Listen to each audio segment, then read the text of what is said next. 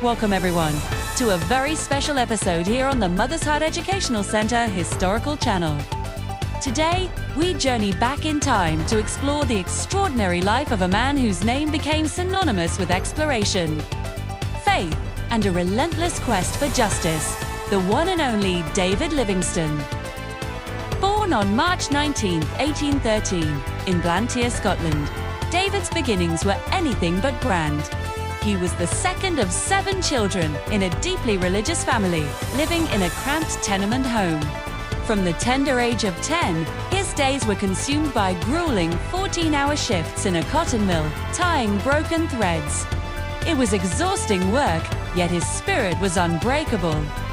Every night, by the dim light, he would immerse himself in his studies. Fact: he spent his very first wages on a Latin grammar book, a small purchase that symbolized his immense hunger for knowledge. This drive, combined with a strong faith, would soon set him on a path that would change the world. Livingstone's ambition led him to medical school, first at Anderson's College and then the University of Glasgow. He also trained with the London Missionary Society, brilliantly merging his passion for science with his spiritual calling. He became both a physician and a minister. His imagination was ignited by another missionary, Robert Moffat, who spoke of seeing the smoke of 1,000 villages in Africa, places untouched by the outside world.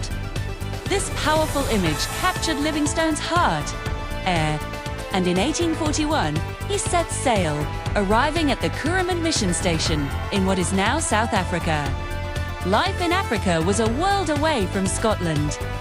In 1845, he married Mary Moffat, Robert's daughter, and they would go on to have 6 children. While he preached and provided medical care, Livingstone soon realized that traditional mission work wasn't enough. He envisioned a new strategy, a powerful combination of Christianity, commerce, and civilization. He believed that by opening up Africa to legitimate trade and exploration, he could dismantle the horrific slave trade and usher in a new era of hope for the continent. His journey was filled with incredible adventures and heart-wrenching adversity. In 1844, while defending a village's cattle, he was viciously mauled by a lion, an attack that left his arm permanently injured, but his resolve unshaken. He also faced profound personal loss.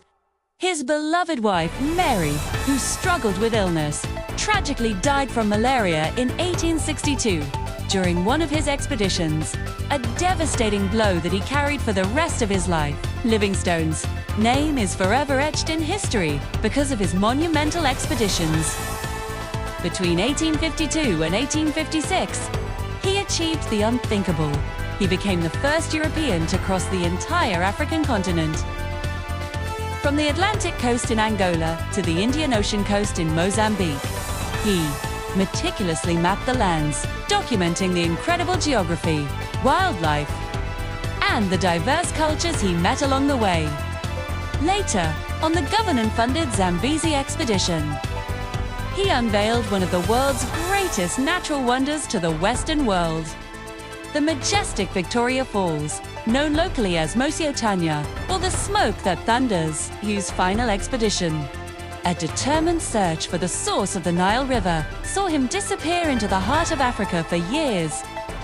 The world waited, holding its breath. Was he alive? Lost forever? The mystery captivated the public until 1871, when a journalist named Henry Morton Stanley, on a mission for the New York Herald, found him in a small village. Stanley's simple, now famous greeting, "Dr. Livingstone, I presume," marked the end of the search. But even with the way home offered, Livingstone chose to stay. His work was not yet finished. Above all, Livingstone became a fierce crusader against the slave trade. He witnessed its brutality firsthand, and his detailed, emotional reports sent shockwaves across Britain and Europe, too. His words became a powerful weapon, galvanizing the abolitionist movement and changing public opinion forever. On May 1, 1873, in a small village in modern-day Zambia, David Livingstone passed away. He was found by his loyal companions, kneeling in prayer beside his bed, a final testament to his unwavering faith. Theo, in an incredible act of devotion, his friends Susie and Chuma buried his heart under a mylla tree in Africa, the continent he loved. Before carrying his body over 1,000 miles to the coast, he was brought back to Britain and laid to rest as a national hero in Westminster Abbey. David Livingstone's legacy is immense. He was an explorer who redrew the map of Africa, a missionary whose dedication inspired generations, and a humanitarian whose voice helped topple an evil trade. He remains a powerful symbol of courage, faith, and the relentless pursuit of a better world. Thank you so much for joining us on the Mother's Heart Educational History Channel. We hope you were inspired by this incredible story. No, forget to like, subscribe, and join us for our next episode. See you then!